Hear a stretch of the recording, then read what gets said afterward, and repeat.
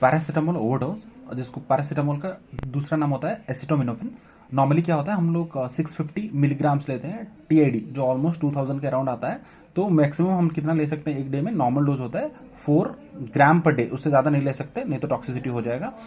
और paediatric dose होता है 15 मिलीग्राम पर केजी बॉडी वेट, ठीक है, नॉर्मल। तो एसिटोमिनाफिन क्या होता है ना, एसिटोमिनाफिन मेटाबोलाइट उसका बनता है जिसको बोलते हैं नापकी। नापकी मतलब एन एसिटिल पी बेंजोक्विनोन इमिन। देखो यहाँ पे एसिटा से एसिटिल, पी से पी और फेन से बेंज, बस अगर याद रखना है तो बस, नहीं तो नापकी काफ़ी है, नापकी। और ये क्या करता है, ये टॉक्सिक टू लिवर होता है। तो बेसिकली हमको ये याद रखना है कि पैरासीटामोल कॉजेस लिवर फेलियर। तो ग्लूटाथायोन क्या होता है, एक हार्मोन होता है लिवर में जो कि नापकी को क्लियर कर देता है, ठीक है। बट कभी कभी क्या होता है ना, जितना मतलब जैसे 4 ग्लूटाथायोन से और 4 नापकी है, तो 4 ने 4 को क्लियर कर दिया, बट फिर से उससे ज़्यादा नापकी है तो प्रॉब्लम है, क्योंकि ग्लूटाथायोन तो डिप्लीट हो जाएगा, तो ये बढ़ता चला जाएगा, जिससे नापकी टॉक्सिसिटी होगा, ठीक है।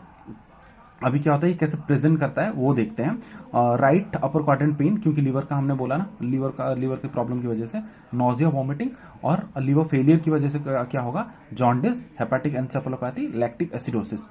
तो डायग्नोसिस कैसे करना है, लिवर एंजाइम्स ALT AST अगर ज़्यादा हो तब, नहीं तो एसिटामिनोफिन लेवल बॉडी में देखना है। देखो सब में ना एसिटामिनोफिन के नाम से AA, ठीक है, और PTINR पैरासीटामोल से PTINR, ये सब एक्चुअली लिवर एंजाइम्स ही हैं, बट याद रखने के लिए बोल रहा हूँ। तो पैरासीटामोल से PT पैरासीटामोल INR और ALT AST, और यहाँ पे हाइपोग्लाइसीमिया भी हो सकता है। पर एंटीडोट इसका एक होता है जो वो उसको बोलते हैं N एसेटिलसिस्टीन, नैक, ठीक है। तो नैपकी के लिए नैपकी के लिए क्या देना है, नैक देना है।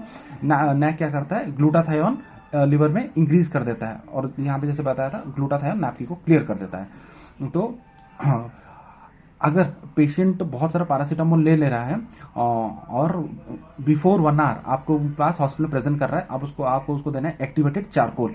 अगर 4 घंटे के बाद या 4 घंटे के बाद प्रेजेंट करता है तो आपको देना है उसको IV एनेस्टलसिस्टीन। इसमें भी एक निमोनिक है, एसिटोमिनाफिन, एसिट और एसिट, ठीक है। और यहाँ पे भी एसिट है, ये निमोनिक में अभी बता देता हूँ। देखो एसिटोमिनाफिन एसिट एक्टिवेटेड चारकोल है ना, नेम सेम है, तो और यहाँ पे एनेस्टलसिस्टीन, और नापकी के लिए नैक, ठीक है। और अगर लिवर फेलियर हो रहा है तो लिवर ट्रांसप्लांट भी कर सकते हैं। ये कुछ सिनेरियोस हैं जो कि मतलब प्लैब या AMC एग्जाम्स में आए हुए हैं। स्टैगर्ड डोज, एक सिनेरियो 1 क्या है, ये सब है पेशेंट प्रेजेंटेड विद, तो पेशेंट प्रेजेंटेड विद अगर स्टैगर्ड ओवरडोज, स्टैगर्ड मतलब over a few hours patient ने पैरासीटामोल लिया है, नॉट मतलब एट वंस, तो उसको देना है NAC, ठीक है। और विद इन 1 आवर दिया, within 1 hour with 150 milligrams per KG है, तो एक्टिवेटेड चारकोल। यहाँ पे और एक चीज़ है कि अगर 1 to 3 आवर्स में पूछता है कि क्या देना है, तो activated charcoal plus IV NAC देना है, जो कि पहले एग्जाम में आ चुका है, ठीक है। और अगर विद इन 1 to 8 आवर्स अगर पेशेंट प्रेजेंट करता है, PCM लेवल को चेक करो एट 4 आवर्स, मतलब स्टार्टिंग से जब से उसने इंजेक्शन किया है ना तब से करो। अगर रेबो ट्रीटमेंट लाइन है तो नैक दे देना। उसके बाद 8 to 24 आवर्स में प्रेजेंट करता है तो एबो 150 मिलीग्राम पर केजी है तो NAC दे देना। PCM नहीं तो PCM लेवल चेक करो, ट्रीट करो, अगर हाई है तो ही। अगर 24 आवर्स के बाद है तो जॉन्डिस और हेपाटिक टेंडरनेस के लिए देखो और NAC।